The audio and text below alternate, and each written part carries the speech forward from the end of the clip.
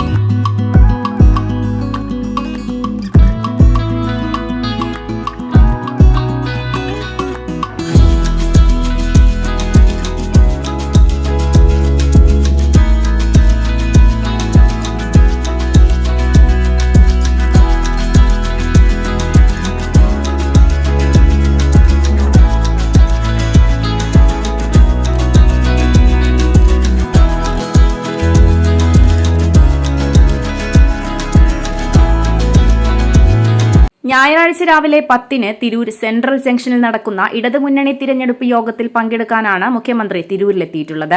രാവിലെ 9-ന് തിരൂരിൽ പത്രസമ്മേളനവും നടക്കും. ഓരോ മുഹൂർത്തങ്ങൾക്കും അതിന്റേതായ സന്തോഷങ്ങളുണ്ട്. അതിൽ ചിലത് ഒരിക്കലും മറക്കാൻ പറ്റാത്തതും.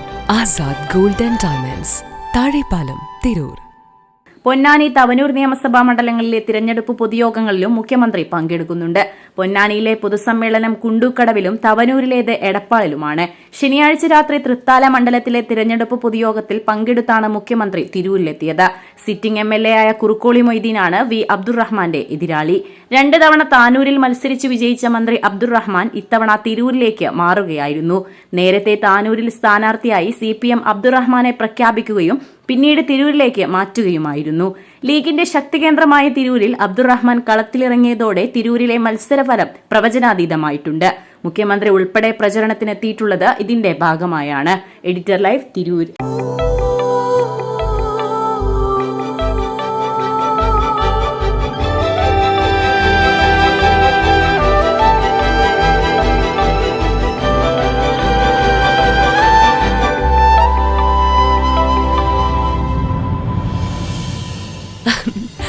ഓരോ മുഹൂർത്തങ്ങൾക്കും അതിന്റേതായ സന്തോഷങ്ങളുണ്ട്. അതിൽ ചിലത് ഒരിക്കലും മറക്കാൻ പറ്റാത്തതും.